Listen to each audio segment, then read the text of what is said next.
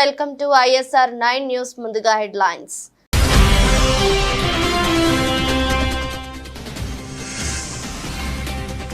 ఇటలీలో Rishi Sunak, Macron, జెలెన్స్కీలతో ప్రధాని నరేంద్ర మోదీ భేటీ. ప్రపంచ నేతలతో వరుస భేటీలు.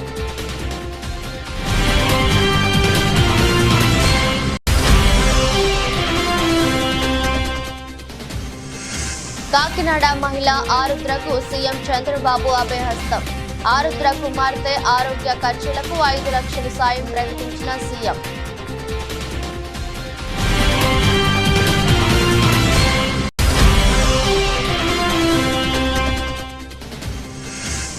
ఆదిలాబాద్ జిల్లా పాలనాధికారి చొరవతో 3 నెలల్లోనే రైతులకు డబ్బులు. హర్షం వ్యక్తం చేసిన రైతులు.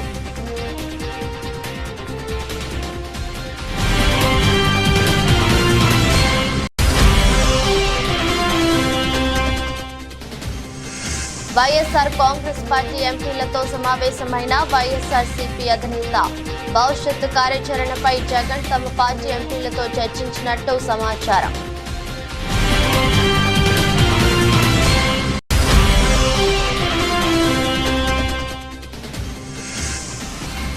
నాగార్జున సాగర్ చెక్పోస్ట్ వద్ద పట్టుపడ్డ 32 కేజీల గంజాయి. హైదరాబాద్ నుండి మాచర్ల వైపుగా తరలిస్తుండగా స్వాధీనం చేసుకున్న పోలీసులు.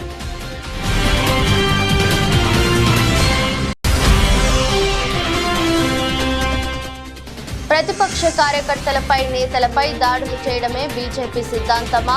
ఇకనైనా దాడులు ఆపకపోతే ప్రతిఘటన ప్రారంభమవుతుందని రాజ్యసభ సభ్యులు పిల్లి సుభాష్ చంద్రబోస్ హెచ్చరిక.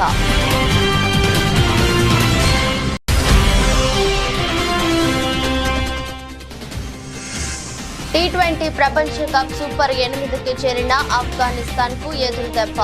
జట్టుకు దూరమైన మిస్టరీ స్పిన్నర్.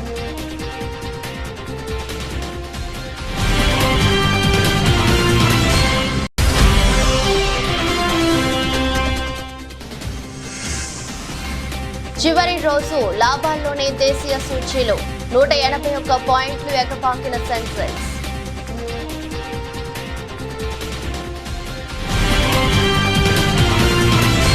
ఇటలీలో G7 సదస్సు సందర్భంగా భారత ప్రధాని నరేంద్ర మోదీ ప్రపంచ నేతలతో వరుసగా సమావేశమయ్యారు. బ్రిటన్ ప్రధాని రిషి సునాక్, ఫ్రాన్స్ అధ్యక్షుడు ఇమాన్యుయల్ మెక్రాన్, ఉక్రెయిన్ అధ్యక్షుడు వోలోదిమిర్ జెలెన్స్కీలతో విడివిడిగా భేటీ అయ్యారు. ఈ సమావేశాలకు సంబంధించిన వివరాలను మోదీ సోషల్ మీడియాలో పంచుకున్నారు. మా స్నేహితుడు మెక్రాన్ తో సమావేశం అద్భుతంగా జరిగింది. ఈ ఏడాదిలో ఇది మాకు 4వ భేటీ. భారత్ ఫ్రాన్స్ సంబంధాల బలోపేతానికి మేమిచ్చే ప్రాధాన్యతకు ఇది నిదర్శనం. రక్షణ రంగం, భద్రత, టెక్నాలజీ, AI, సముద్ర ఆధారిత ఆర్థిక వ్యవస్థ తదితర రంగాలపై ఇరువురం చర్చించుకున్నాం. వచ్చే నెలలో ప్యారిస్ ఒలింపిక్స్ ప్రారంభం కానున్న నేపథ్యంలో మెక్రాన్ కు శుభాకాంక్షలు తెలియజేశానని వివరించారు. ఇక బ్రిటన్ ప్రధాని రిషి సునాక్ తో సమావేశం ఆహ్లాదకరంగా సాగిందని మోదీ వెల్లడించారు. ఎన్డీఏ ప్రభుత్వం 3సారి అధికారంలోకి వచ్చిన నేపథ్యంలో బ్రిటన్ తో సంబంధాలు, వ్యూహాత్మక భాగస్వామ్యం బలోపేతానికి మా చిత్తశుద్ధిని సునాక్ ఎదుట పునరుద్ఘాటించాను.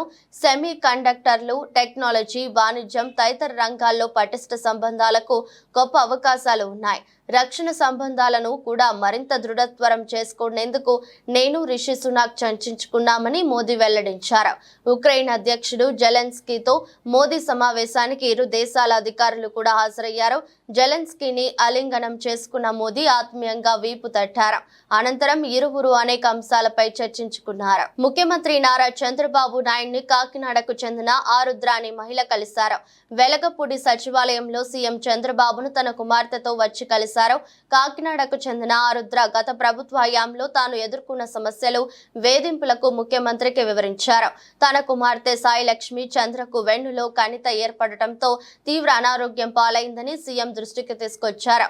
గతంలో బిడ్డ వైద్య ఖర్చుల కోసం తన ఆస్తులు అమ్ముకునే ప్రయత్నంలో తనకు ఎదురైన కష్టాలను ఆమె వివరించారు.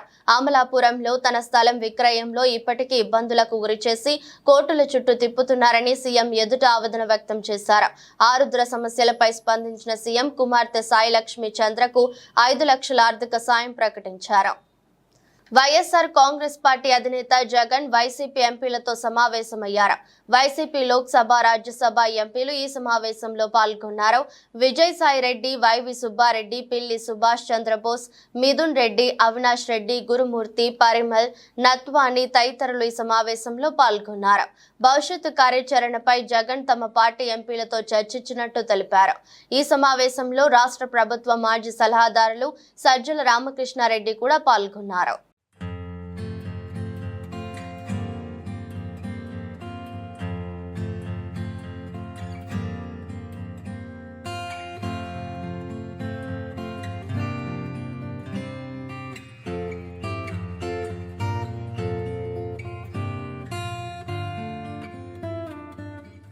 యాదాద్రి భువనగిరి జిల్లా చౌటుప్పల్లో మున్సిపాలిటీలో పలు వార్డులలో జరుగుతున్న అభివృద్ధి పనులను మున్సిపల్ చైర్పర్సన్ వెంరెడ్డి రాజు కౌన్సిలర్లతో కలిసి పరిశీలించి రానున్న వర్షాకాలంలో తీసుకోవాల్సిన చర్యలపై అధికారులను సూచించారు. అక్రమ కట్టడాలపై అధికారులను ఎమ్మెల్యే రాజగోపాల్ రెడ్డి హెచ్చరించారు. అనంతరం కళ్యాణ లక్ష్మి లబ్ధిదారులకు చెక్కులను పంపిణీ చేశారు. ఆయన మాట్లాడుతూ కాంగ్రెస్ పార్టీ ఇచ్చిన హామీలు ఒక్కొక్కటిగా అన్ని నెరవేరుస్తామన్నారు. మునుగోడు ప్రజలు ఎదురు చూస్తున్న శుభవార్త తొందరలోనే వస్తుందని అనుకుంటున్నానని తెలిపారు. స్థలం ఉండి కట్టుకునే వారికి 5 లక్షలు, ఇంటి స్థలం లేని నిరుపేదలకు డబుల్ బెడ్రూమ్లు తొందరలోనే ఇస్తామని అన్నారు. గత ప్రభుత్వంలో లాగా మేము మాట ఇచ్చి తప్పే ప్రభుత్వం మా ప్రభుత్వం కాదని తెలిపారు. టెండర్ పిలిచి రోడ్లు, డ్రైనేజీలు, హాస్పిటల్ బిల్డింగు, మార్కెట్ యార్డ్ అసంపూర్తిగా కంప్లీట్ రిక్వైర్మెంట్ తగ్గట్టు ప్లాన్ చేయలేదు. గతంలో కూడా ఒకసారి నేను ఎమ్మెల్యే గెలిచిన తర్వాత కూడా వాటిని అన్నింటినీ కూడా నేను పర్యవేక్షించడం జరిగింది క్లోజ్గా. మధ్యలో మళ్ళీ పార్లమెంట్ ఎన్నికలు వచ్చి ఎలక్షన్ కోడ్ వచ్చింది కాబట్టి అధికారులందరూ కూడా అందుబాటులో లేకపోవడం వల్ల ఎలక్షన్ కోడ్ అయిపోయిన తర్వాత మళ్ళీ ఒకసారి ఏదైతే ఆన్ గోయింగ్ వర్క్స్ వాళ్ళు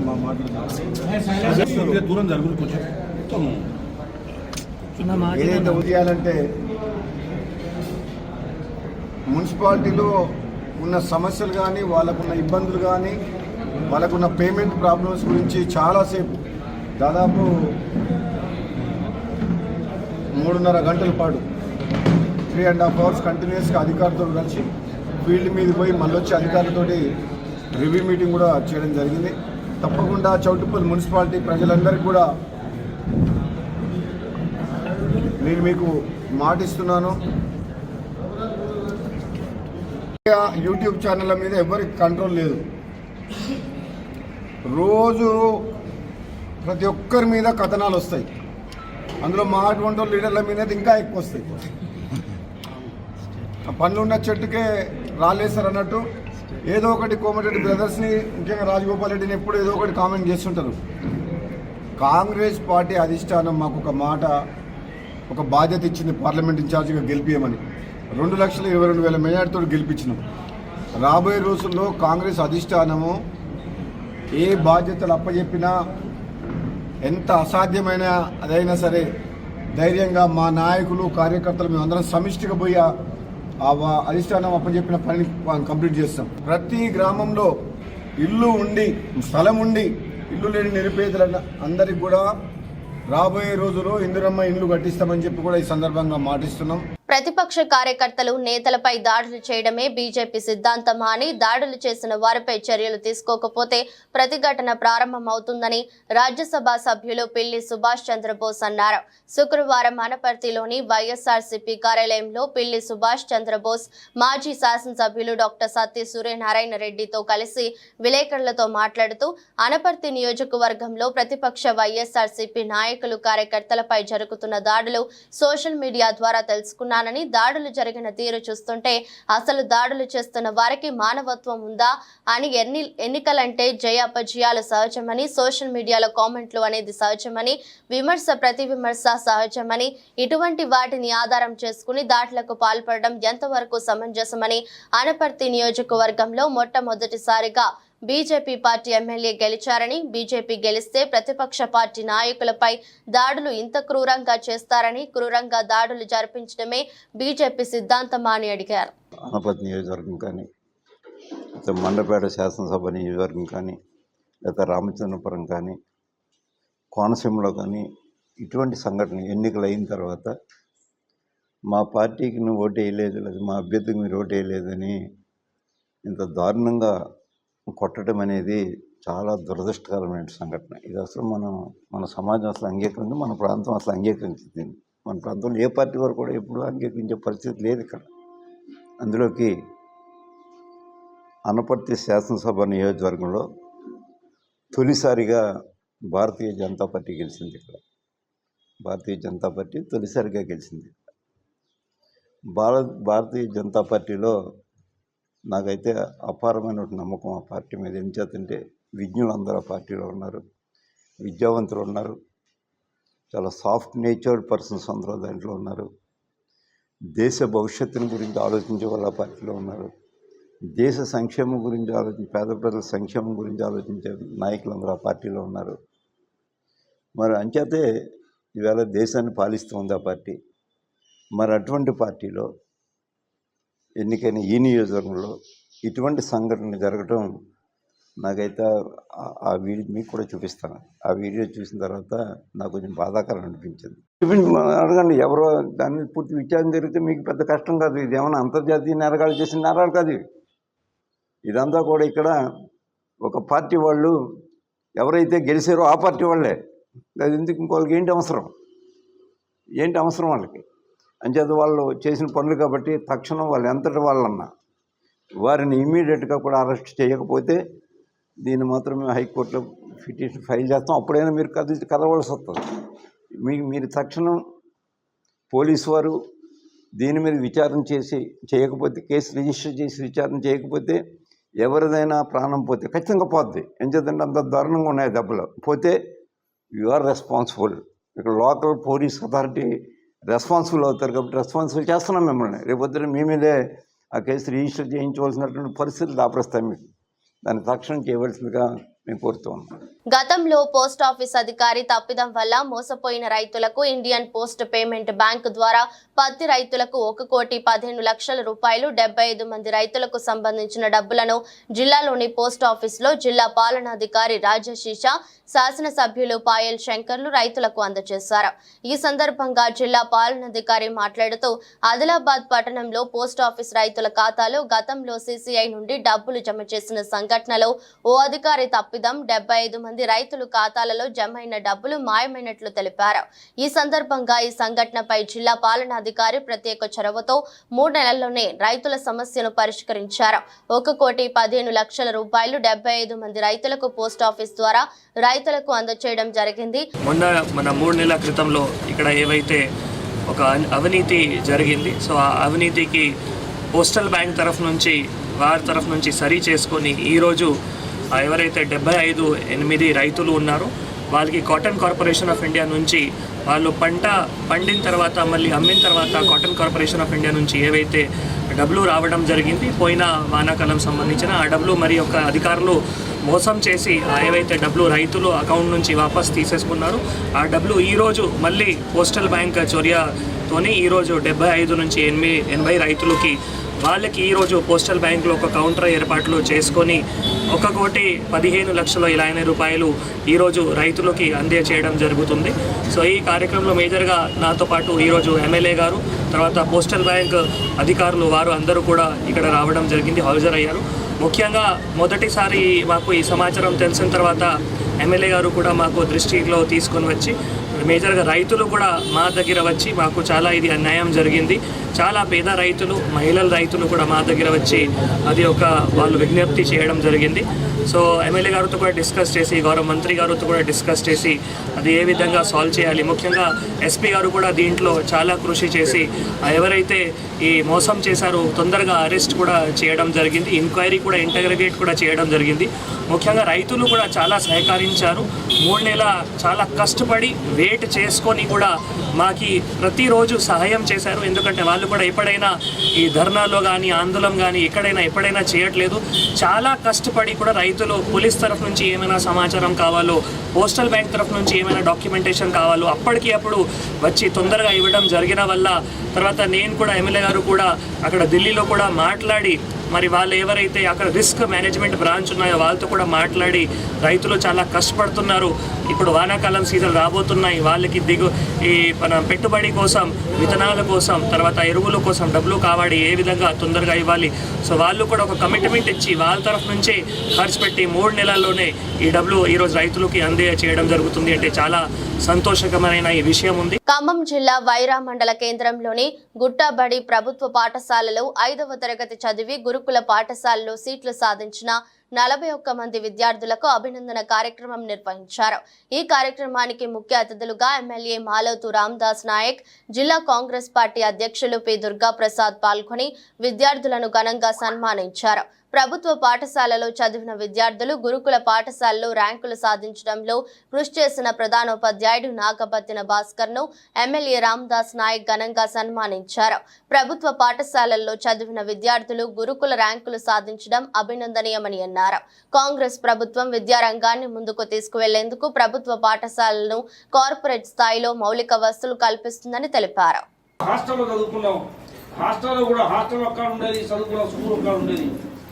ఇంటర్మీడియట్ వరకు నడిచే చదువుకున్నాం. ఈరోజు ఆ పరిస్థితి లేదు. పిల్లల కాలు కూడా మట్టి అంటకుండా తల్లిదండ్రులు చదివిస్తున్న పరిస్థితులని, ఆటోలని, బస్సులని, అవన్నీ లేకపోతే సైకిల్ మోడలని ఇలాంటి సౌకర్యం వచ్చింది. కాబట్టి పిల్లలు పెద్దలు చెప్పారు, అందరినీ ఉదాహరణలో తీసుకోవాలి. ఇది మామూలు పాఠశాల కాదు, ఇది గుట్టబడి అంటే మామూలు పాఠశాల కాదు. ఇది దీనికి ఒక చరిత్ర సృష్టించిన ఓ పెద్ద మనిషి దుర్గన్న పంచాయతీ సర్పంచ్ అయ్యాడు, ఇప్పుడు జిల్లా కాంగ్రెస్ ప్రెసిడెంట్ అయ్యాడు. ఈ రాష్ట్ర ఉప ముఖ్యమంత్రి కావాలి, కొద్దిలో పోయింది. ఉప ముఖ్యమంత్రి ఈ ప్రాంత వాసి లక్ష్మీపురంలో జన్మించిన భట్టి విక్రమార్క గారు. మరి చదువు ఇక్కడ దీని ముహూర్తం అటువంటిది అయ్యగారు, దీని ముహూర్త బలం, దీని పేరు అటువంటిది. కాబట్టి ఇవాళ ఉప ముఖ్యమంత్రి రాష్ట్రాన్ని ఏలుతున్న నాయకుడు భట్టి విక్రమార్క గారు ఈ పాఠశాలలో చదువుకున్న అంటే మాటలు కాదు. ఈ పాఠశాల పేరు, ప్రతిష్ట, గౌరవం పెంచే విధంగా ఇవాళ వివిధ రకాల హోదాల్లో కూడా బయట ఉద్యోగాలు చేస్తున్నారు. మంచి ధనవంతులైనరు, పెద్ద పెద్ద ఉద్యోగాలు చేస్తున్నారు, వ్యాపారాలు చేస్తున్నారు. కాబట్టి చదువుకున్న ఇప్పుడున్న పిల్లలందరూ కూడా పెద్ద ఎత్తున కష్టపడాలి. ఇవాళ డబ్బులు ఎన్ని భూములున్నా ఈ ఆస్తులు కావు, చదువే మనకు పెద్ద ఆస్తి. తల్లిదండ్రులు కూడా ప్రధానంగా మనవి చేస్తా ఉన్నా, పిల్లల్ని చదివిస్తే మీరు వాళ్ళకు ఒక 10 ఎకరాలు 20 ఎకరాలు ఇచ్చినట్టే. వాళ్ళని కష్టపడి ఇబ్బంది పడి గట్టిగా చదివించాలని మీ అందరికీ మనవి చేస్తూ, అన్ని విషయాలు మన సీతారామరావు చెప్పాడు, దుర్గాన చెప్పాడు. కాబట్టి మేమందరం కూడా ప్రభుత్వ పాఠశాల చదివి వచ్చిన వాళ్ళమే. అనపర్తి మండలం అభివృద్ధి అధికారి కార్యాలయంలో 4 మండలాల MDOs, EOs, Panchayati Raj department, RWS departments, deputy executive ఇంజనీర్లు, 4 మండలాల అసిస్టెంట్ ఇంజనీర్స్, 4 మండలాల గ్రామ పంచాయతీ సెక్రటరీస్ లతో అనపర్తి నియోజకవర్గం సమీక్ష సమావేశంలో పాల్గొన్న అనపర్తి శాసనసభ్యులు నల్లమిల్లి రామకృష్ణారెడ్డి తూర్పు గోదావరి జిల్లా అనపర్తి నియోజకవర్గం ప్రస్తుత పరిస్థితిపై 4 మండలాల పంచాయతీ సెక్రటరీలు, ఎంపీడీఓలు, జలవనరుల శాఖ అధికారులతో కార్యక్రమం ఎంపీడీఓ కార్యాలయంలో అనపర్తి శాసనసభ్యులు నల్లమిల్లి రామకృష్ణారెడ్డి సమీక్ష నిర్వహించారు. ఈ సందర్భంగా గత 5 సంవత్సరాలుగా అనపర్తి నియోజకవర్గంలో జరిగిన అభివృద్ధి, మౌలిక వస్తువుల కల్పన, అవినీతి ఆరోపణలపై విస్తృతంగా చర్చించారు. అనపర్తి నియోజకవర్గంలో ఎంపీడీఓలు, గ్రామ పంచాయతీ కార్యదర్శులు, పంచాయతీరాజ్ ఇంజనీరింగ్ విభాగం, ఆర్డబ్ల్యూఎస్ ఇంజనీరింగ్ విభాగం ఇప్పటి వరకు జరిగిన కార్యక్రమాలు, ఇప్పటి వరకు జరిగిన విషయాల పైన నాకు ఒక అవగాహన రావాలి. కాబట్టి ఇక ముందు ఏ విధంగా ముందుకు వెళ్ళాలనే దానిపైన అధికారులతో సమన్వయం కావాలి. కాబట్టి ఒక అవగాహన కార్యక్రమాన్ని నిర్వహించుకోవడం జరిగింది. దీనికి నియోజకవర్గంలో అధికారులందరూ రావడం జరిగింది. ముఖ్యంగా అనేక విషయాలు చర్చించడం జరిగింది. ముఖ్యంగా 2019 నుంచి 2024 వరకు జరిగిన ప్రభుత్వంలో అనేక తప్పిదాలు కానివ్వండి, లేదా అవకతవకలు కానివ్వండి, కొన్ని వెలుగు చూసాయి. ఈరోజు దానిపైన తప్పనిసరిగా విచారణకి కలెక్టర్ గారిని కోరడం జరుగుతుంది. అదేవిధంగా ఒక చక్కటి సమన్వయంతో అధికారులు ప్రభుత్వానికి సహకరించే విధంగా, ప్రభుత్వం అధికారులతో సత్సంబంధాలు ఉండే విధంగా వెళ్ళడం జరుగుతుంది. దానికి సంబంధించి ఇవాళ ఒక దిశానిర్దేశం కూడా చేసుకోవడం జరిగింది. ఏదైనా ప్రభుత్వ లక్ష్యం ఒకటే, ప్రజలకు సంక్షేమ ఫలాలు, అభివృద్ధి ఫలాలు అందించాలి. చంద్రబాబు నాయుడు గారు ఇచ్చిన హామీ మేరకు, మోడీ గారు ఇచ్చిన గ్యారంటీ మేరకు ప్రజలకు సుపరిపాలన అందించాలి. దానికోసమని ఈరోజు అధికారులందరితో మాట్లాడడం జరిగింది. అధికారులందరి దగ్గర నుంచి ఫీడ్బ్యాక్ తీసుకోవడం జరిగింది. గుంటూరు జిల్లా ప్రతిపాడు నియోజకవర్గం పెదనందిపాడు, కాకుమాను మండలాల్లో ప్రతి జిల్లా పరిషత్ ఉన్నత పాఠశాలలో విద్యార్థులకు ప్రభుత్వం ద్వారా స్టూడెంట్స్ కి కిట్లు పంపిణీ చేసిన ప్రతిపాడు శాసనసభ్యులు బుర్ల రామాంజనేయులు కాకుమాను మండలంలో 2108 కిట్లను పంపిణీ చేశారు. బుర్ల రామాంజనేయులు మాట్లాడుతూ 90% మార్కులు సాధించాలని, స్కూల్ పిల్లలకు స్కిల్ డెవలప్మెంట్ మరియు నైపుణ్యం కలిగిన చదువును అందించాలని టీచర్లను కోరారు. ప్రముఖ సినీ నటి హేమ బెంగళూరు జైలు నుంచి విడుదలయ్యారు. కోర్టు ఆమెకు షరతులతో కూడిన బెయిల్ మంజూరు చేయడంతో ఆమె విడుదలయ్యారు. బెంగళూరు రేవ్ పార్టీ కేసులో సినీ నటి హేమను బెంగళూరు సిసిబి పోలీసులు అరెస్ట్ చేశారు. ఆమె బెయిల్ పిటిషన్ దాఖలు చేసుకున్నారు. హేమ వద్ద ఎలాంటి డ్రగ్స్ దొరకలేదని, అలాగే ఘటన జరిగిన 10 రోజులకు వైద్య పరీక్షలు నిర్వహించారని ఆమె తరపు న్యాయవాది కోర్టులో వాదనలు వినిపించారు. అలాగే డ్రగ్స్ తీసుకున్నట్లు పోలీసులు సాక్ష్యాలు చూపించలేకపోయారని పేర్కొన్నారు. అయితే ఆమె పార్టీలో పాల్గొన్నట్లు చూపి ఆధారాలను సిసిబి కోర్టుకు అందించింది. ఇరువైపులా వాదనలు విన్న న్యాయస్థానం హేమకు షరతులతో కూడిన బెయిల్ ను మంజూరు చేసింది. దీంతో ఆమె ఈ రోజు విడుదలయ్యారు.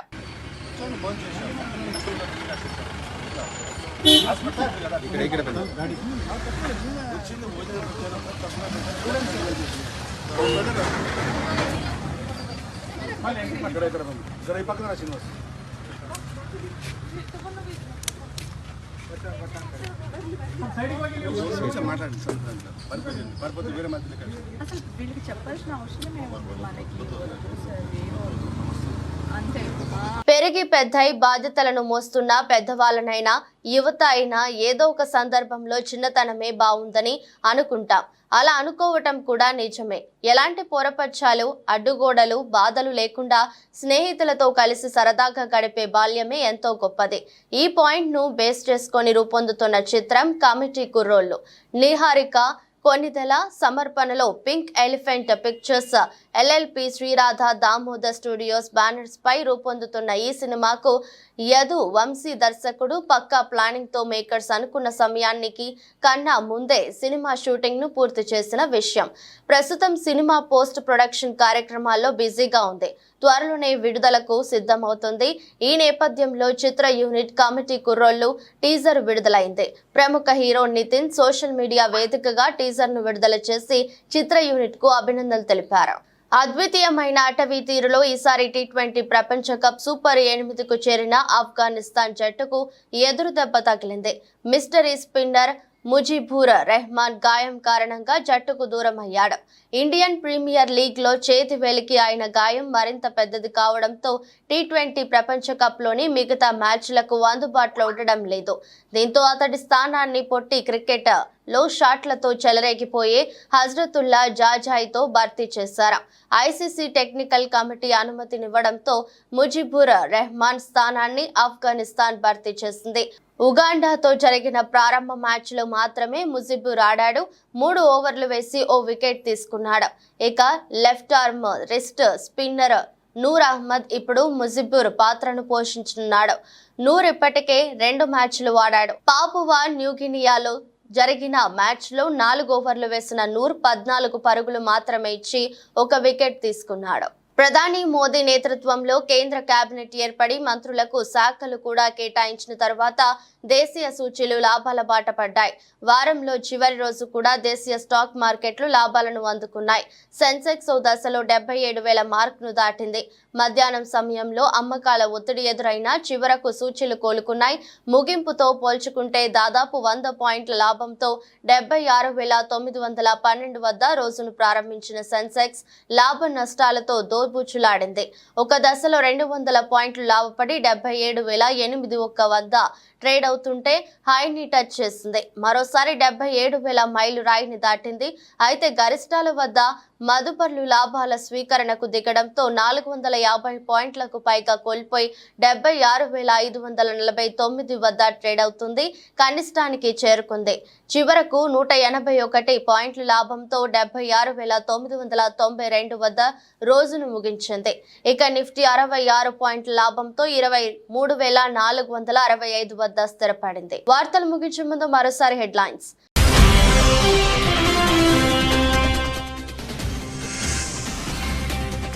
ఇటలీలో రిషి సునాక్, మెక్రాన్, జెలెన్స్కీలతో ప్రధాని నరేంద్ర మోదీ భేటీ. ప్రపంచ నేతలతో వరుస భేటీలు.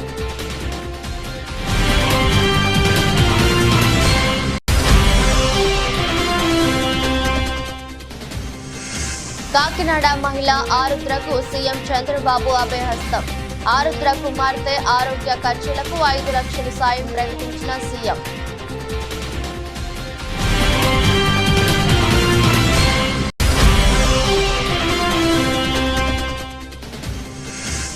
ఆదిలాబాద్ జిల్లా పాలనాధికారి చొరవతో 3 నెలల్లోనే రైతులకు డబ్బులు. హర్షం వ్యక్తం చేసిన రైతులు.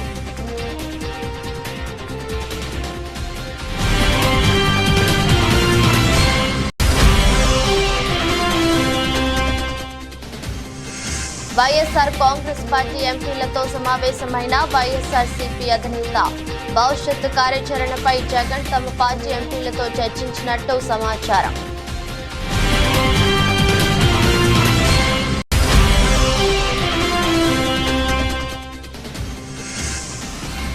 నాగార్జున సాగర్ చెక్పోస్ట్ వద్ద పట్టుబడ్డ 32 కేజీల గంజాయి. హైదరాబాద్ నుండి మాచర్ల వైపుగా తరలిస్తుండగా స్వాధీనం చేసుకున్న పోలీసులు.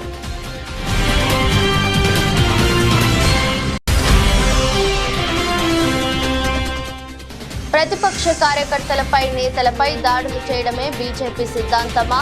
ఇకనైనా దాడులు ఆపకపోతే ప్రతిఘటన ప్రారంభమవుతుందని రాజ్యసభ సభ్యులు పిల్లి సుభాష్ చంద్రబోస్ హెచ్చరిక.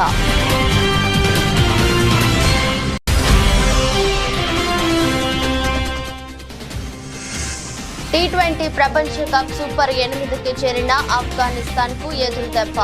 జట్టుకు దూరమైన మిస్టరీ స్పిన్నర్.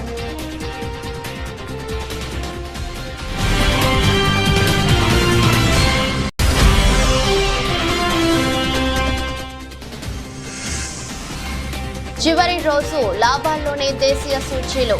181 పాయింట్లు ఎగపాకిన సెన్సెక్స్.